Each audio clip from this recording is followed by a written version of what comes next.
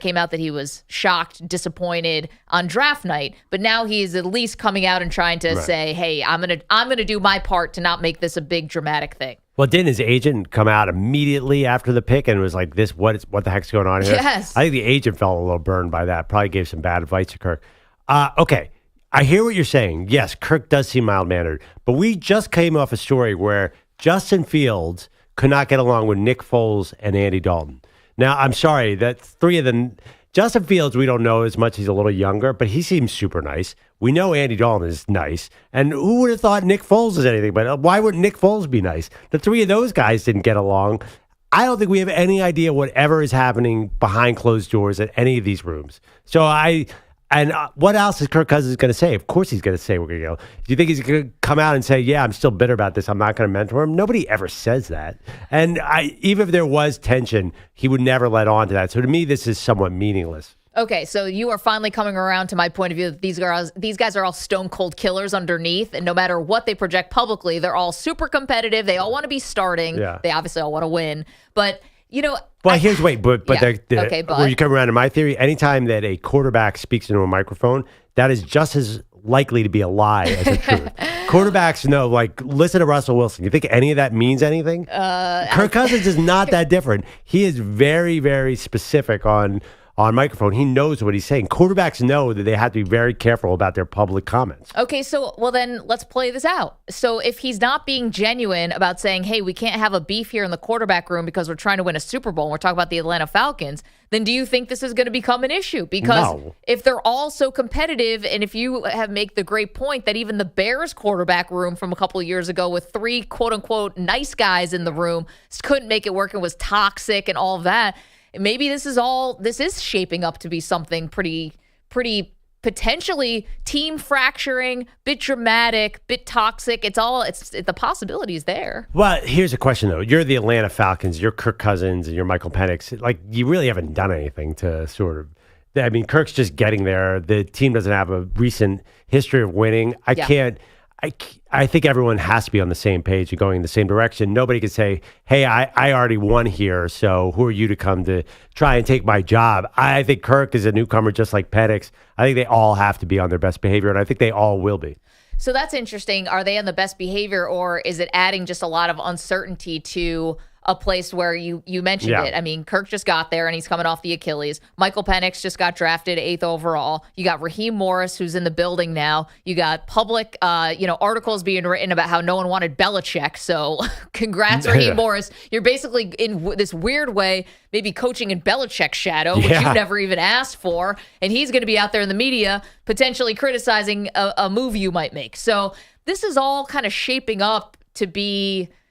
I don't know. I said it the day after the draft. I thought that this was going to be super dramatic, and I didn't think that this was any whiff or hint of a quarterback controversy was going to like make ripples. It was no way this was gonna fly under the radar because the NFL is too popular and quarterback is too important for this to just be totally smooth sailing. Well, I mean, you are sort of under the radar just by being the Atlanta Falcon. That is not one of the most popular teams. They don't get a lot of coverage. I mean, you watch Get Up on ESPN, they're never talking about the Falcons. And maybe they will now, so maybe they will elevate. But there are a lot of advantages here. First of all, they do have good skill position players. They do have a good offensive line. They got rid of Arthur Smith. That's going to be a gigantic passing addition because Arthur Smith did not like the pass game.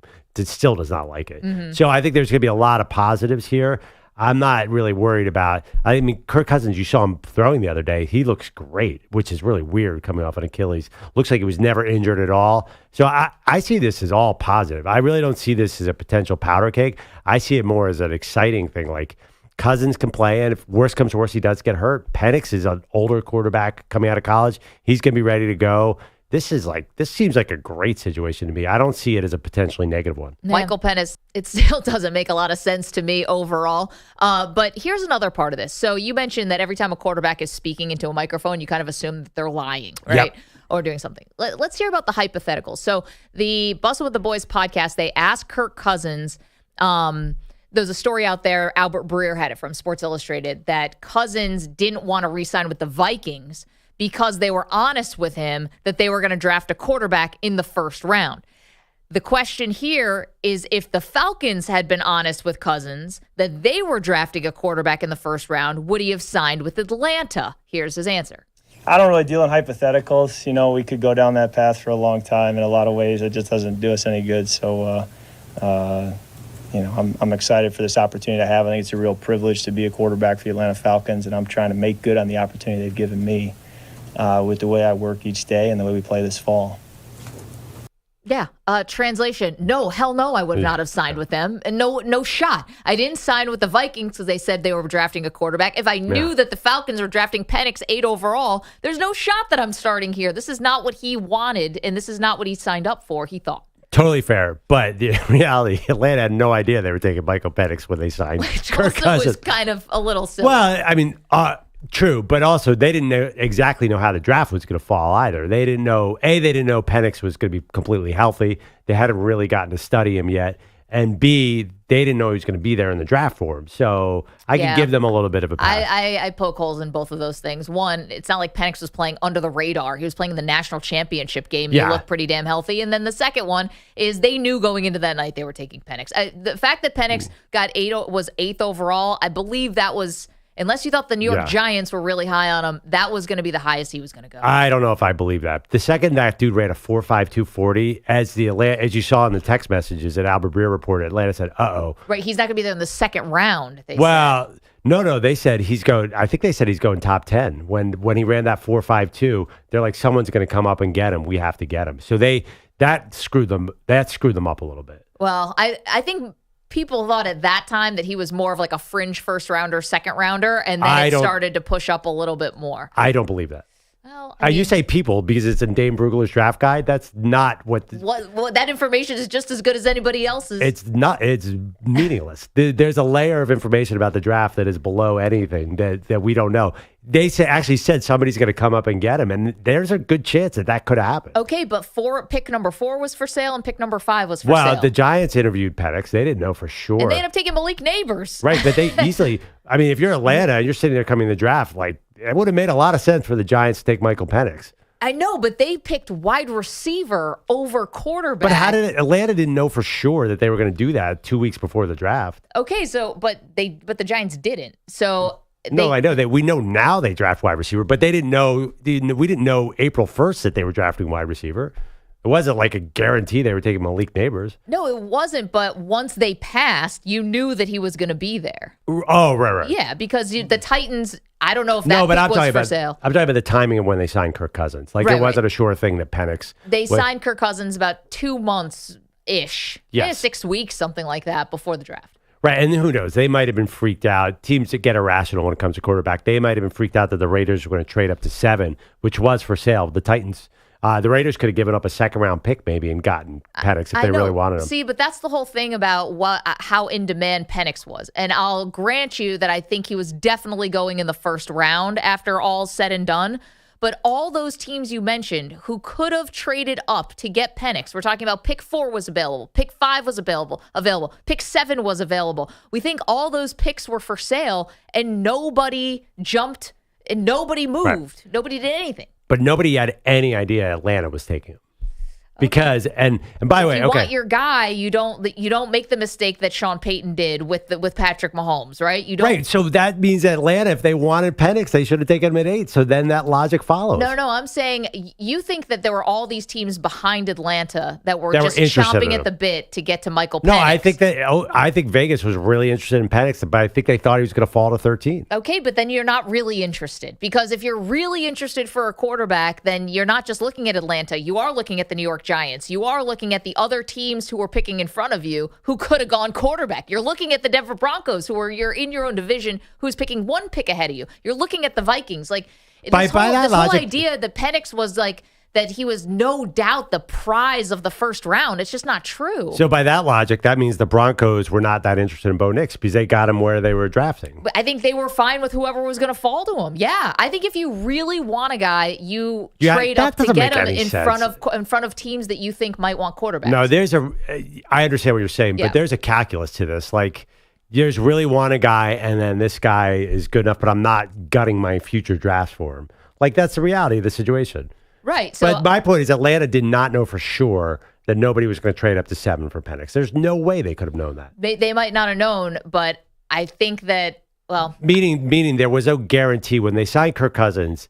They weren't like, well, we know as a fact we're getting Michael Penix at number 8. There's just no way in February they could have known that.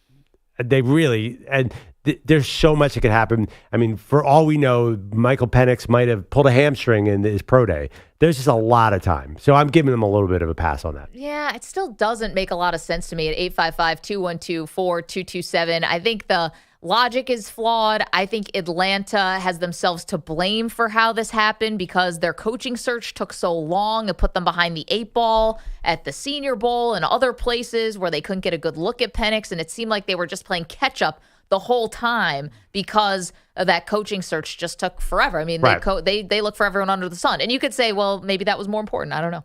Well, they actually, all that, I understand you're saying the process is flawed, but still they have a really good situation in quarterback this year.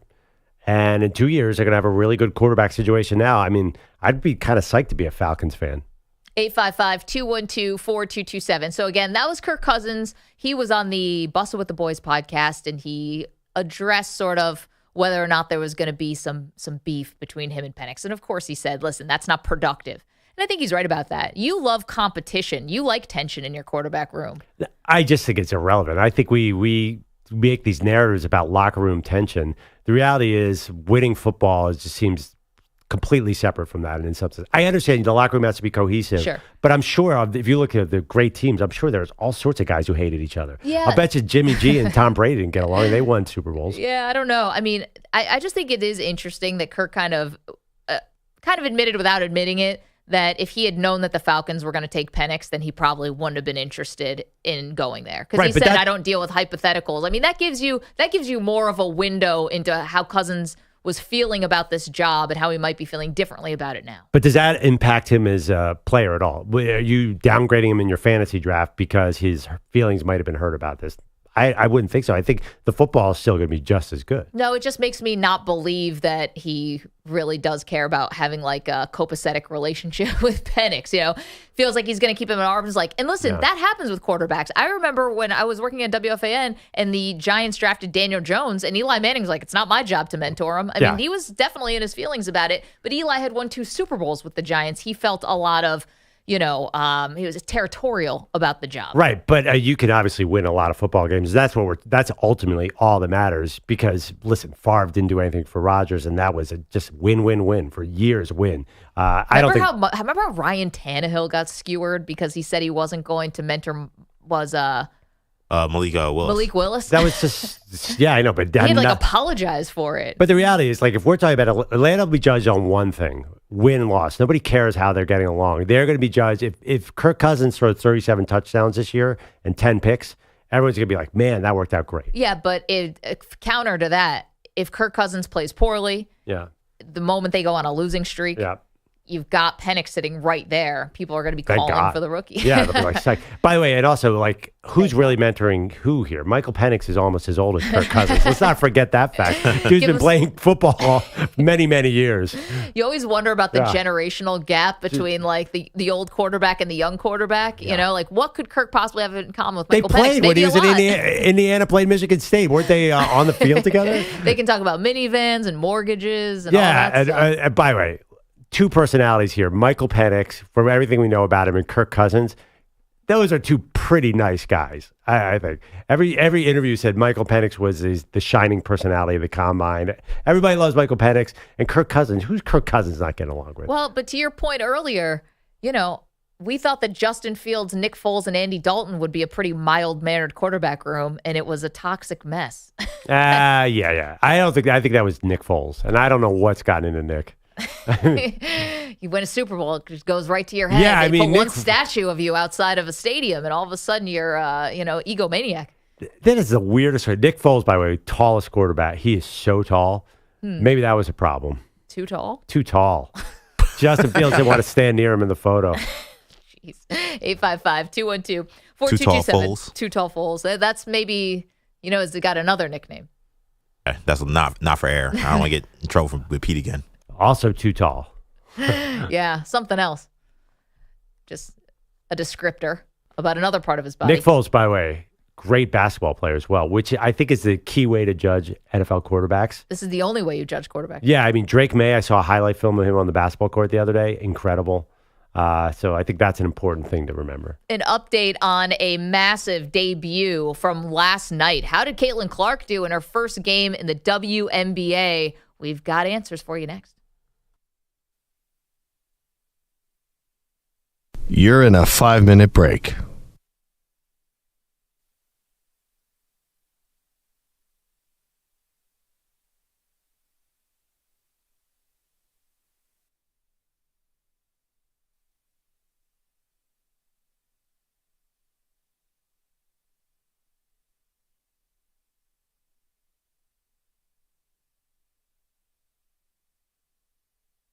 Four minutes, 30 seconds remaining.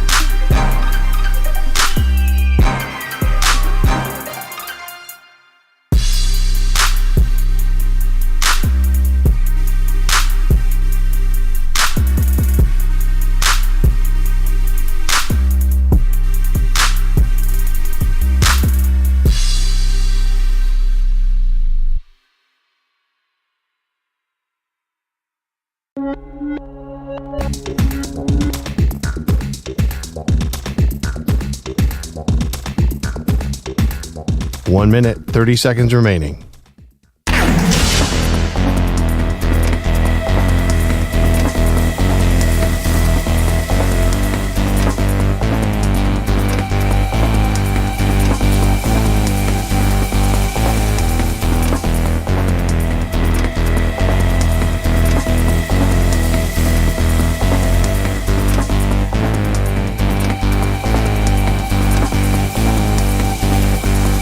One minute remaining.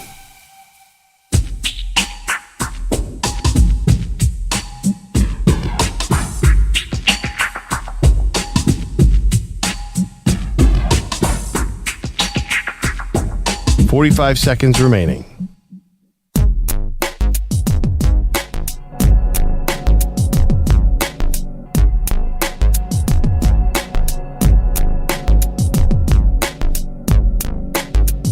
"30 seconds remaining.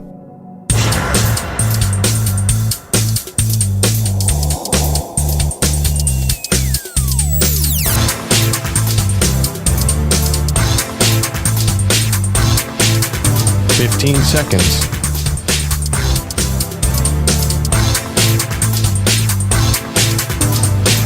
Break ends in 5 seconds.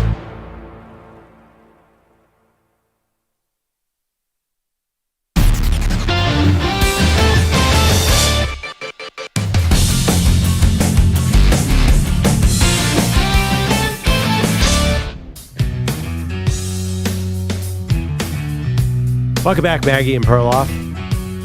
We started off the show talking about CaitlinClark. I got to tell you, I think you guys are being way too tough on Caitlin. 20 points last night? Yeah, I know they lost. I know she had 10 turnovers. This is going from college sports to the WNBA. We should all be psyched that she could put up 20 points. Everybody was sort of watching her defensively, too. I don't think anyone wanted to have her score on them. I am very, very hopeful that this is going to... In fact, I'm more confident now after seeing one game that this is going to work than ever before. Listen, that's fine. We were asking you, and we put it out on social media. You can vote at Maggie and Pearl. What was the story from last night? Was it Caitlin scoring 20 points, or was it the 10 turnovers? Because that was a big part of it, too, and the Fever ended up getting blown out. And my only point was this. Not that I'm not excited about Caitlin, and not that I don't think she's going to be great, but we loved her story, yes, because of the logo threes and how cool that was and all the scoring, but it also mattered that her team was relevant. She was playing for real stakes. To watch her go 5 for 15 in a game where they're going to lose by 20 points, I think that could be a problem if indeed that's how the season ends up going for her. Well, what if she takes the next step and really figures out, scores 30 points a game and doesn't win?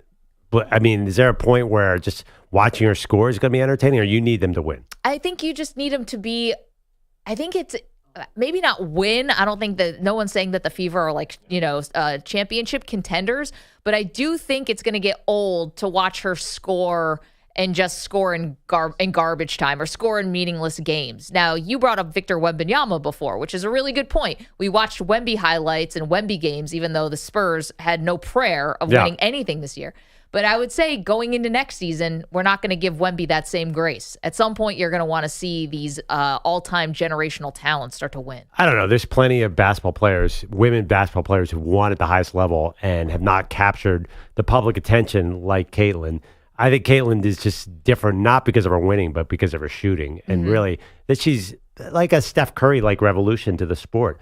I mean, you already see people following her lead. She's the first person to pull it way back past the three-point line. It's just the different is what is interesting to people, I think. No doubt. Well, let's talk about Steph Curry, though. So Steph was still doing his thing, but he had the same type of career. But he wasn't. He was never shooting those until Kerr got there. Mark Jackson didn't let him. I mean, as I recall, maybe I'm wrong, but they changed the way he played. But let's say he never won anything, And scored 40 points a game by like shooting. That. Oh, it'd be awesome.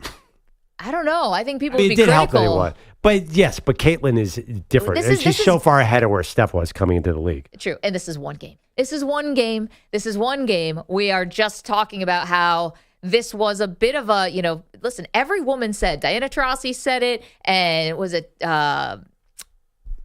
Cheryl Swoops said it. It's going to be an adjustment getting to the WNBA, and I think you might still see her put up the points, but the adjustment's going to come with the other things, the turnovers and how people defend her and stuff like that. I don't know. What Diana Taurasi said, if Caitlin scores 21 points a game and they have a losing record, I think Diana Taurasi's proven wrong. That I think that she did adjust way faster to the WNBA than Diana hinted. EJ, do we have poll results? EJ's on the phone. Let me get the poll results while you screen that phone call.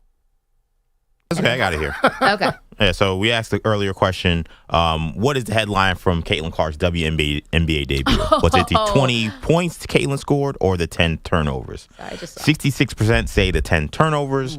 33% say the 20 points. It's time for an alternate Perloff poll to find a win somewhere. My followers have way more common sense than that. Well, because you rigged the polls. Who cares about turnovers? You're like the Rasmussen. Who led the NBA in turnovers this year? Who knows? Who cares? Nobody cares about turnovers. You keep about who led turnovers. It's 10 turnovers. It's not come on. It's not, like she had 5 turnovers. It's bad. I mean, 10 turnovers is a disaster. That's a disastrous game. Anybody who's played basketball, if you had 10 turnovers, you'd be like, man, I really sucked, which is essentially what Caitlin Clark said. She said that. Yeah, she owned it. She's not like, wow, this is great. And the 20 points, let's be real. Not impressive. Not impressive. You shoot 5 for 15 in a game. There's no player in the world where they shot 5 for 15. We say, you know what? 20 points. That's pretty impressive. We say, damn, they didn't shoot the ball well. Dude, it was our first It was our first professional game. Yeah. Right. But like you said earlier, she's the greatest college scorer of all time. There's this idea that she's going to come in and she can dominate. And that we did not see that last night. Well, we didn't. The other thing, too, is I know that Connecticut is a good team. They're a perennial playoff team, but she's about to play a really good team in the New York Liberty. So we'll see. This is going to be fun. We're hanging on her every game, so that's definitely a positive. Andrew Bogusch is here with headlines, CaitlinClark and otherwise. Jalen Brunson's Game 5 was a lot of things, but it wasn't efficient. Who couldn't score 44 on 35 shots? But the Knicks needed all of it to retake control of their second-round series with the Pacers. Brunson's return to form, sparking a 121-91 beatdown, all after the Knicks no-showed Game 4 in Indy. Just doing what we do and sticking to our values, our core principles, and just doing the things that we do that help us be successful. This is Brunson's fifth 40-point game of the postseason. He got 18 points of support from the ghost of Alec Burks last night. Nikola Jokic was Jalen Brunson for the Nuggets. 40 points, 7 rebounds, 13 assists, 0 turnovers, and a 112-97 decision over the T-Wolves. Denver with its third straight win for a 3-2 series lead. The NFL's European vacation this fall begins with the Jets and Vikings in London on October 6th. The following Sunday, it's the Jaguars and Bears, then the Jags and Patriots, and then the Panthers and Giants in Munich on November 10th. There were 3 non-CaitlinClark games on opening night in the WNBA. The Aces raised their championship banner, then beat the Mercury 89-80. The Lynx won in Seattle 83-70, and the Liberty rallied for an 85-80 win in Washington. Most of us met Astros righty Ronel Blanco earlier this season when he threw a no-hitter out of nowhere. Now he's got this on his resume as well. Blanco tossed before the 4th inning of last night's 2-1 win in 10 over the A's because umps found some sticky stuff in his glove and is now the custom. The ump said it was the stickiest stuff they have ever found in this current setup. Every time this happens now, this is their comment. No. This is the stickiest. This is the stickiest I've ever felt. It's never been stickier. Each new guy sets new barometers. All right, just like whenever they have a bad call, each one is worse. Exactly. There's also this. Blanco and his manager, Joe Espada, blaming all of this on little old rosin.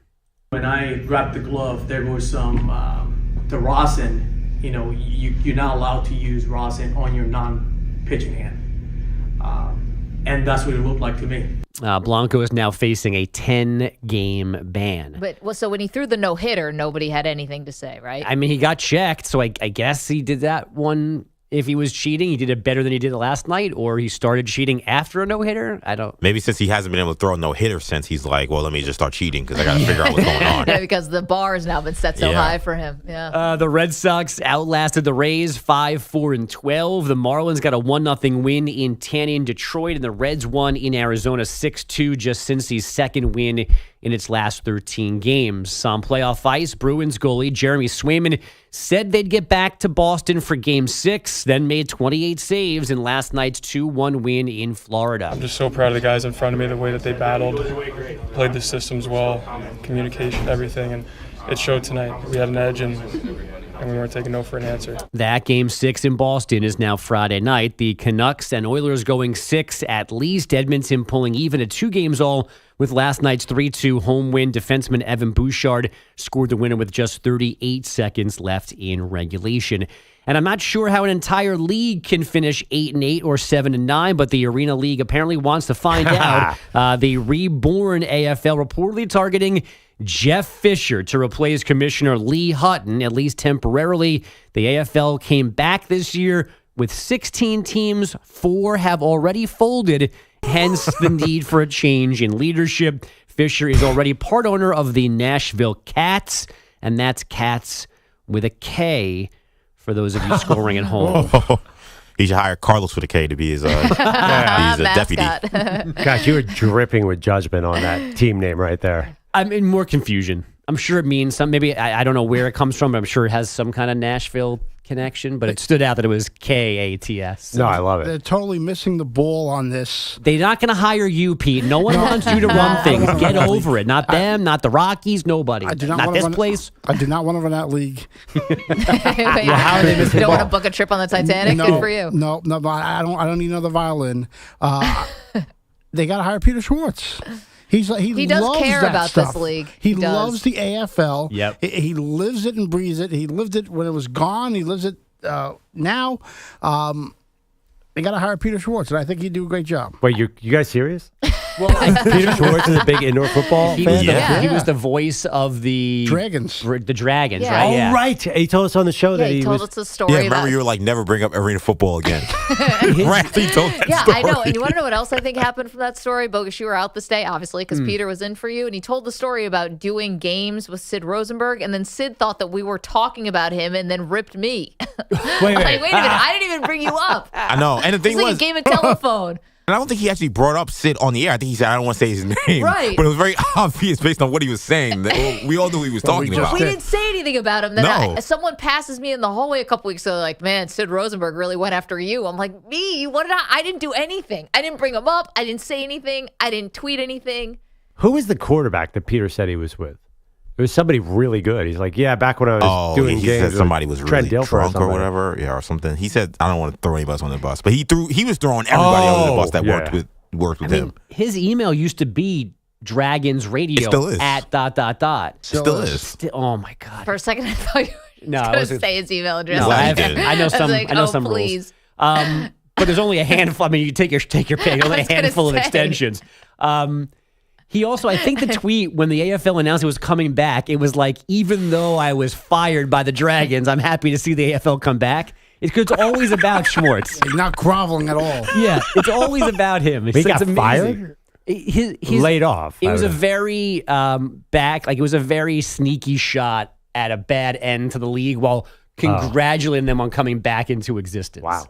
I had no idea any of this was happening. Oh, it's so good. Did It's Kurt so good. Warner play in the... I was going to say, Yeah. we talk about commissioners. He should be the commissioner. Yeah, Kurt right. That's Warner. what I was. I thought that's where Pete was going. I thought you were too, but Peter Schwartz. that's I close. didn't jump to mine, but Keep working these hours. It will soon. It's funny about Jeff Fisher, huh? I didn't even know he was doing anything. why would he be qualified to run an arena football league? Why would that other guy be qualified? Well, he Never heard of wasn't. the That's other why guy. he's out. why is Roger Goodell qualified to run the NFL? I mean, I guess that's fair. It just he sees us as a random football figure. Feels I yeah. think he still has the mustache, probably. You right? could do a lot worse than Jeff Fisher. I think. Yeah, Probably. Lee Hutton, right middle of the road. It's supposed Is Rich Kotite still alive? I And guess Peter he'd be Schwartz. worse. No, Is he still alive? Yes. I don't know. I wanted to be respectful if he wasn't. He's not that old. Kotite's I got was to be a up there. child when he has was to be- running the Jets. He has to be in his 80s now. 80s. Kotite. I feel like I just saw him at a dinner that I'm realizing now was in 2007. Whoops. 81. He's still with us. 81. God bless him. Okay. Good for him. That's not that old. So I'm still waiting. By the way, something seems to be missing from your update, Bogusch. Unless I missed it. The Philly. I told you I'm not mentioning the Phillies game That yesterday. game ended at 4:30 Oh, yesterday. okay. So he's never done an afternoon game from the day before. Never. I have standards. I have rules. This isn't Peter Schwartz doing updates. You are not going to do the Phillies Aaron complete game. You're doing. America already knows about it. I'm sure whoever was here yesterday afternoon told them about it. That's right. He To already Mets, knows you know about they it. lost. Yeah, when they were getting no hit through 6. I'm like, I'm getting It was alert. Perfect game through 5. And Aaron Nola's glove pass inspection. I hate him. Oh, what do we got here? What do we got Oh. here? Oh, look at you guys. It's somebody's birthday. It Should we is- sing, guys? Not Peter Schwartz. Wow, this is amazing. It might Thank be. you. Happy birthday, Maggie. No, I always thank you guys. This is looks delicious. If you could watch us on the live stream, youtube.com/Infinity Oh, Sports boy. Net. Smells good. This is all these delicious baked goods from the place next door, which is so fancy and nice. Thank you guys. This is beautiful. That's going to be hard to keep your no sugar during the show thing going on with this. This looks amazing. Yeah, those look great. So thank you for everyone who went and got those. That is so nice of you. Yeah, today. How's your, speaking 41. of old age, how's your back feeling? I basically got cured yesterday. What? How? Isn't this crazy? So it turns out, you guys know I was complaining I had to stand up during the show. Right. Yeah. I was in really, really bad shape. So I get home and I'm like, you go to a church and the priest says, stand up. Hallelujah. and I stood up from my wheelchair and I was healed. No, what happened is I went and just simple YouTube search. The power of Christ compels you. Honestly, I would have taken anything yesterday. Whatever God you have, I would pray to it. And so I Google like yoga for stiff lower back, whatever. First video comes up, has 40 million views. 40 million. This is like bigger than a Taylor Swift breakup song. And they're like, it's not actually your back, it's your hips. Here's a couple exercises to do, and I feel great. Amazing. Guys, I'm back. It's remarkable. I'm back. Yeah, I'm You young. stood at breakfast yesterday. You couldn't sit down. I'm was young. so- yeah, it I felt so feel bad. young at heart. Thank you for all this. This is great. I can't wait to eat this stuff. But no, I'm back. I feel better than I have. I feel like you shouldn't talk about it. Like you're on a hot streak, like a no-hitter. We don't say anything about the back. Is this like you haven't hit traffic yet? Yeah. You're saying I'm back. You're making me nervous. Now you twist your knee. Walk outside and an anvil's going to fall on my head. Yeah, stop bragging about, I've solved my back problem. Oh, crap. I know. It's like saying these migraines really went away for good. Yeah. Well, I do feel really good. Thank you. I feel even better now because of this. Thank you guys. Yay, happy birthday. Yeah. Hey. Yay. Look at me. 4-0 Phillies. Jerk. Oh my god. Ridiculous. I'll give out your email on the air. Be careful. Oh, God. Hey, by the way, isn't this a funny small thing about McLovin over here? Both radio people that you've worked with basically your whole career, same birthday. Oh, my God. I did notice that. It's Dan Patrick's birthday today too. I Yes. always thought Wow. because we're both That's May really cool. 15th, like maybe this means I was meant to be a You broadcaster. work with Dan Patrick?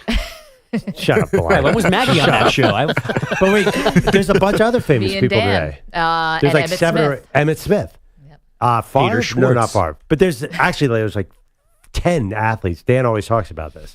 Taurus gang. Special, the bull, baby. There you go. Let's see. We got Chaz Palminteri, actor. That's not his name. He used to call in my old radio show. Jamie Lynn Sigler from The Sopranos. That's pretty good. David Krumholtz, great actor. You guys know that guy? Slums of Beverly Hills.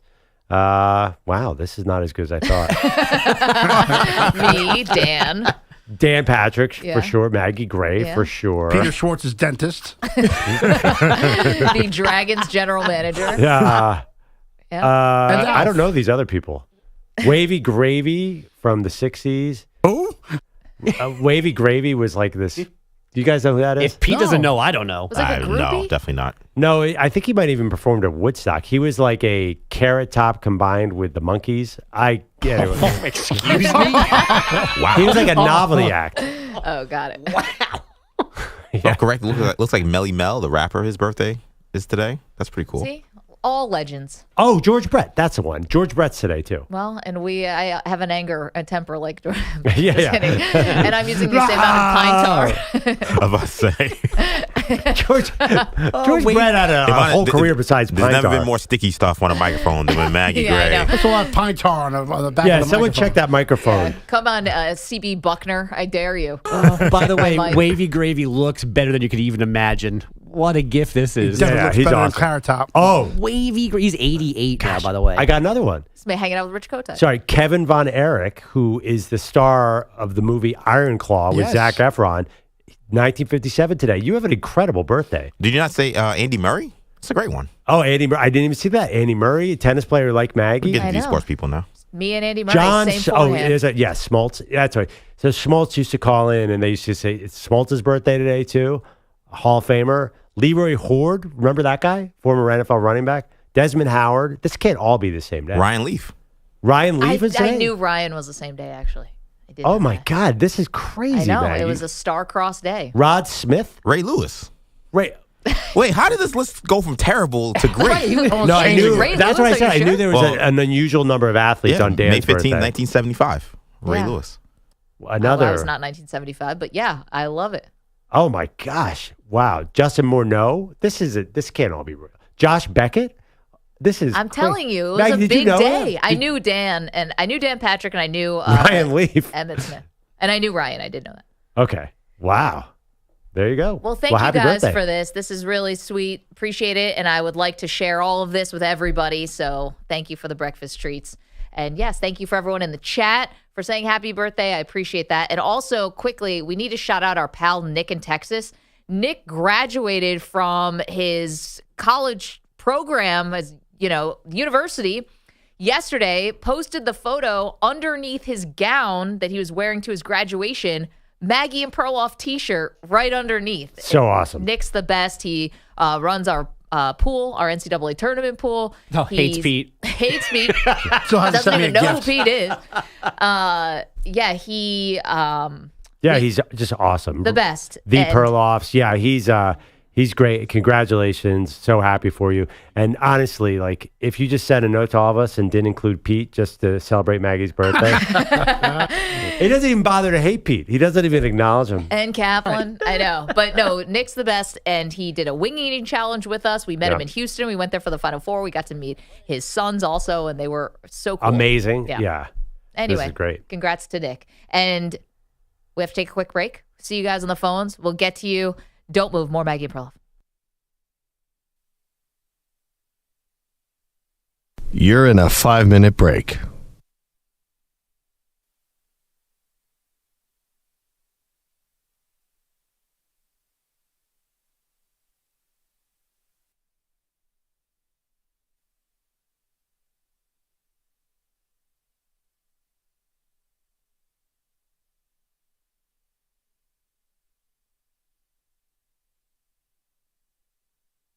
Four minutes, 30 seconds remaining.